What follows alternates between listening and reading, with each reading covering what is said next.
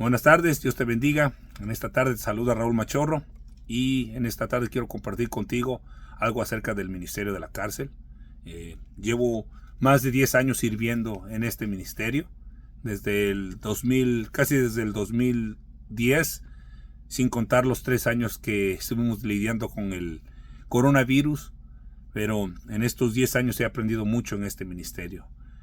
Para entrar, pues sí, me checaron los papeles. El FBI investigó mi historial antes de entrar. Para poder entrar, más que nada, pues me hicieron una entrevista ahí los capellanes. Me preguntaron lo esencial, que si sabía yo qué era el evangelio. Entonces, el evangelio es lo que concierne a la salvación. Mucha gente piensa que el evangelio es toda la escritura, pero no, el evangelio más que nada se enfoca en la vida, la resurrección, el sacrificio de Jesús. Si nosotros no sabemos qué es el evangelio, entonces realmente no podemos predicar a la cárcel. En la cárcel no vamos a predicar de religión, sino vamos a predicar de lo que dice la palabra de Dios, la escritura, lo que tiene que ver con Cristo. Sin Cristo nadie puede ser salvo. Así que es importante que cuando uno entra a la cárcel a predicar, que uno sepa qué es lo que va a uno, qué es lo que vas a compartir. Cuando entré, pues yo recibí un llamado. En el 2010 secuestraron a uno de mis hermanos y en una noche, después de 3 semanas de ayuno y de oración, después de haber orado para que mi hermano fuera encontrado con vida, una noche después de hacer oración, yo le pedí al Señor que me pidiera lo que Él quisiera. O sea, le dije, Señor, hazme, o sea, pídeme lo que quieras, estoy dispuesto a hacerlo. Y en ese momento recibí un llamado. O sea, quiero que evangelices en la cárcel. Y no volví a oír otra voz, simplemente esa fue la única voz que oí en esa noche de oración. Y eso era un sábado y al otro día, domingo, la hermana Magda fue la que se acercó a mí con una aplicación para poder entrar a predicar ahí a la cárcel donde estoy ahorita, y simplemente le pregunté qué era eso y ella me contestó, tú sabes para qué es, así que llénalo y me lo das. Y era la aplicación para la cárcel. Ya cuando yo entré a la entrevista 2 semanas después, el mismo capellán me preguntó que por qué había yo deseado entrar a la cárcel, y le comenté cómo había pasado esto, y él quería hablar conmigo porque me comentó que una persona tarda de 6 hasta 1 año para ser aprobada y poder entrar en la cárcel. Entonces a él le sorprendió que me dejaron entrar en menos de 2 semanas. Y de ahí es donde él me empezó a decir, si esto es un llamado, Dios va a acomodar todas las cosas para que tú comiences a evangelizar aquí en la cárcel. Entonces él me dijo, en 2 semanas vas a comenzar, vas a empezar a predicar a las 6 de la tarde, de 6 a 8. Entonces yo le comenté al capellán que no podía los lunes, que es el día que me había tocado, porque eran los días que yo trabajaba. Entonces él me dijo, si esto es un llamado, Dios va a acomodar las cosas. Y sí fue, porque a la siguiente semana me llamaron a la oficina, me dieron un ascenso, me cambiaron mi turno, me dieron todo lo que yo necesitaba para entrar a la cárcel. Había una capacitación en la cual me dieron una advertencia de que estaba yo, podía quedar expuesto a contraer tuberculosis porque hay mucha enfermedad en la cárcel. Y lo curioso, antes de esas 2 semanas para que yo pudiera entrar a predicar en la cárcel, en mi trabajo me pusieron una vacuna contra la tuberculosis.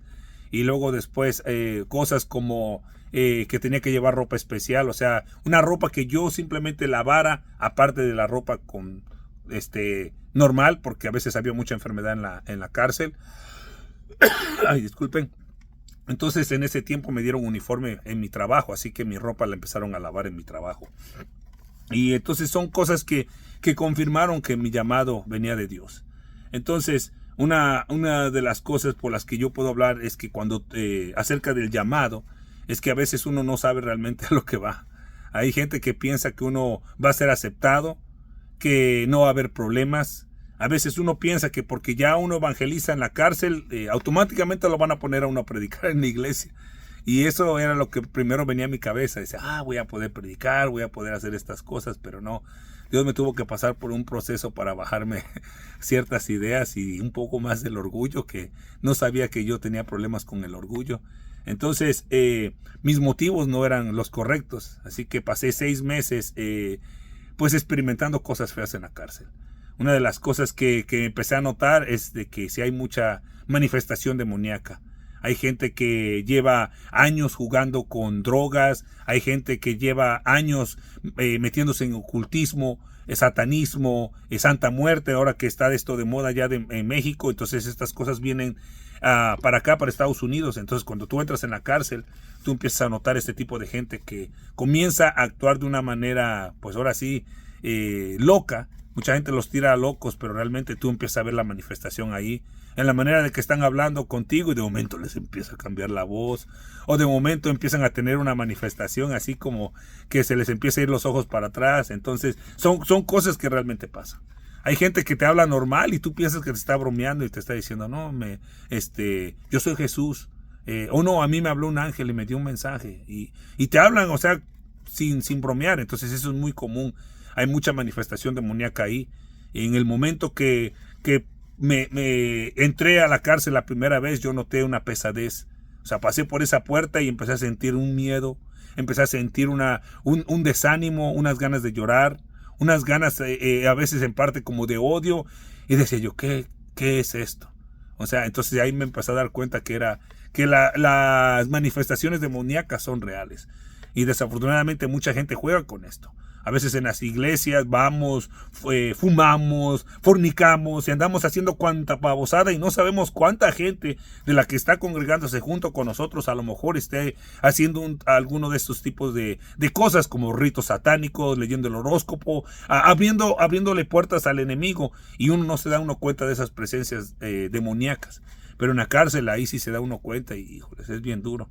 Y te digo, después de 6 meses de estar sintiendo esos ataques, no poderme ganar un alma, porque cada vez que entraba yo a la cárcel, estos amigos me insultaban, me decían, maldito capellán, ¿para qué vienes acá? Nadie te vino a pedir que vinieras a hablarnos de Dios. Aquí reina Satanás, aquí tú no eres bienvenido, aquí tú no tienes poder ni autoridad. Híjoles, y sentía horrible. Y luego, pues imagínate, están todos, es una hilera llena de celdas, y todo el mundo golpeando en la ventana de vidrio. Y entonces sí hay momentos en que uno se desanima. Entonces después de 6 meses de que el Señor trató con mi orgullo, entonces, híjoles, ya empecé mejor a entrar con otra actitud, ayuné, oré, y empecé a pedirle al Señor, Señor, perdóname, yo no sé si entré por los motivos correctos, yo no sé si de verdad me has llamado, la verdad estoy desesperado, perdóname, yo no sabía lo que me metía, pensé que estaba yo preparado para esto, ayúdame. Y entonces de ahí fue cuando el Señor me empezó a hablar. Y ya me empezaba a decir, ok, te voy a decir a quién vas a evangelizar. Ok, agárrate a este negrito que está acá abajo. Y empecé con uno, y empecé a dejar que el Señor me guiara. Y comenzando con ese primer negrito, 6 meses después de evangelizar en la cárcel, todo el mundo se calmó, que ese negrito era el que me estaba armando todo el relajo. No sabía yo. Y entonces oré, le compartí la palabra. Y entonces en ese momento fue cuando ya empecé a ver frutos. Y desde entonces dije, no, Señor, tengo que entrar con ese temor. Tengo que entrar con ese temor y con esa reverencia de que estoy entrando en terreno enemigo y no estoy entrando en el patio de mi casa. Entonces, para entrar a estos lugares, uno necesita estar ayunado y necesita uno ir bien preparado. Necesita saber la escritura, porque muchas veces dentro de la cárcel vas a encontrar gente que conoce más de la palabra de Dios que uno. Entonces ha habido momentos en que me tocó hablar con mormones que ya casi me estaban convenciendo a mí. Y la cosa es de que a veces uno quiere decirles la verdad y no es a la fuerza. Ay, disculpen. Lo único que tiene que hacer es dejarse guiar por el Espíritu. Y cuando ayunas y oras, el Señor se manifiesta, Él te empieza a guiar, te empieza a dar versículos. Momentos en que a veces las personas me hacían preguntas, hermano, pero ¿y qué tal acerca del suicidio? Y de momento me venía algún versículo. Ok, pues vamos a tal versículo. Y todo era claro, todo el mensaje era claro. Y luego decía yo, pero si ese versículo no me lo sé. Y en el momento que lo necesitaba, ahí aparecía. Y ahí se cumplía esa palabra de que cuando el Espíritu Santo viene y nos recuerda esas cosas en los momentos que vamos a ser llevados ante personas para dar cuentas de nuestra fe. Y dijo Jesús, cuando lleguen esos momentos, ustedes no piensen lo que van a decir, sino que el Espíritu Santo se los va a revelar. Bueno, esa es la única excepción donde el Espíritu Santo nos va a revelar algo. O sea, yo siempre llevo mis estudios preparados. Siempre he sido una persona que imprime todo lo que, por ejemplo, llevo a la iglesia para predicar, y está bien. Pero hay momentos que mientras está uno predicando en la cárcel, pues van a haber situaciones en las que uno no va a saber qué se va a enfrentar. Acerca de que se levanta alguna persona y te dice, bueno, acerca del homosexualismo o alguna pregunta, y en ese momento no sabes qué responder. Y en esos momentos, orando en mi mente, le pido, Señor, ayúdame, revélame qué le contesto.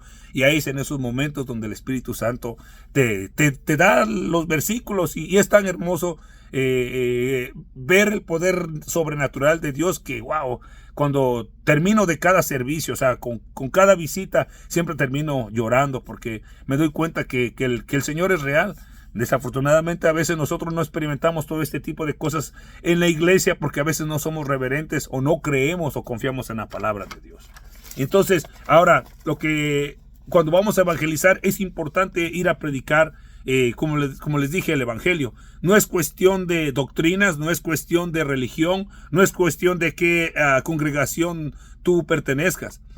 Me ha tocado momentos donde ha habido testigos de Jehová, mormones, católicos, budistas, hindús, de todos, musulmanes. Entonces, cuando llega un momento en el cual ellos empiezan a querer causar controversia o querer, por ejemplo, causar un poquito de desorden, y me empiezan a decir, pero no, que eso no es bíblico. Ok, está bueno. Yo te voy a enseñar o te voy a mostrar lo que dice la Escritura, tú me lo muestras con la Escritura, y entonces dejamos que los demás compañeros decidan. Entonces, cuando empiezas a leer la Escritura, es la mejor manera de desarmar a cualquier obstáculo. Entonces, cuando alguien quiere pelear así, que dice, no, que ustedes los cristianos, ay, disculpen, y que nosotros los católicos, entonces, de volada, agarro, que vámonos a la Biblia, vámonos.